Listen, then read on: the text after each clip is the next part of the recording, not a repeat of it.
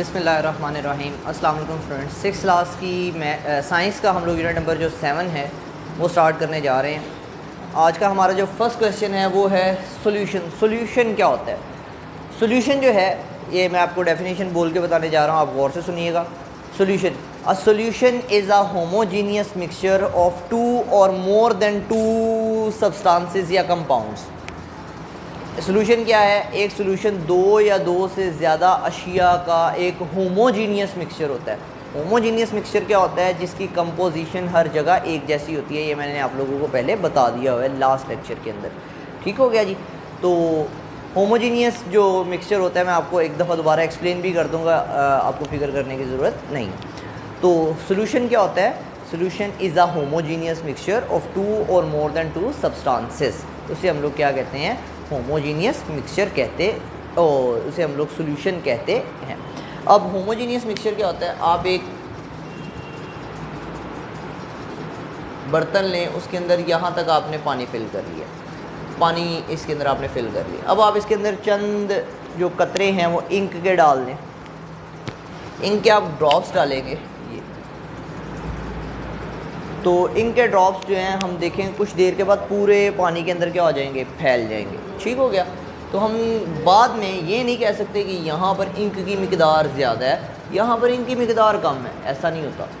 या हम लोग ये कहेंगे यहाँ पे इंक ज़्यादा गाढ़ी है, यहाँ पे इंक कम गाढ़ी है, इस तरह नहीं होता। बल्कि इंक की मिकदार हर जगह पर एक जैसी ही होगी। तो ऐसे मिक्सचर को हम लोग क्या कहते हैं? Homogeneous mixture. अब हम लोग सोल्यूशन, हम लोगों के लिए बेहतरीन एग्जांपल ये है सोल्यूशन की कि हम लोग ग्लास लें, ग्लास एक पानी का ग्लास लें, उसके अंदर हम लोग चीनी डालें और उसको हल कर दें। तो चीनी को हम लोगों ने हल कर दिया है, तो ये क्या बन गया? हमारे पास एक सोल्यूशन बन गया। ठीक हो गया जी। देन हमारे पास डेफिनेशन है सोल्यूट की एंड सॉल्वेंट की। अब हम लोगों ने एक गिलास पानी लिया, उसके अंदर हम लोगों ने चीनी डाली। अब पानी की मिकदार ज़्यादा होगी या चीनी की मिकदार ज़्यादा होगी? तो ऑब्वियसली हम लोगों को पता है कि पानी की मिकदार ज़्यादा होगी और चीनी की मिकदार कम होगी। तो सॉल्यूशन का वो हिस्सा, मैं डेफिनेशन करने जा रहा हूँ, सॉल्यूशन का वो जुज़ जो मिकदार में ज़्यादा होता है उसे हम लोग क्या कहते हैं? सॉल्वेंट। और सॉल्यूशन का वो जुज़ जो मिकदार में कम होता है उसे हम लोग क्या कहते हैं?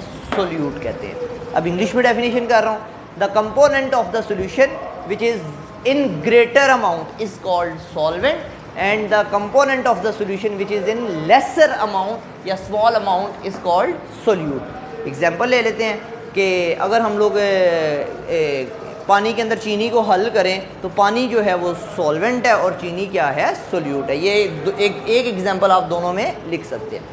देन हमारे पास क्वेश्चन है which is the world's largest solution. दुनिया का सबसे बड़ा सोल्यूशन कौन सा है? तो दुनिया का जो सबसे बड़ा सोल्यूशन है वो है आपके पास सी वाटर, समंदर का पानी।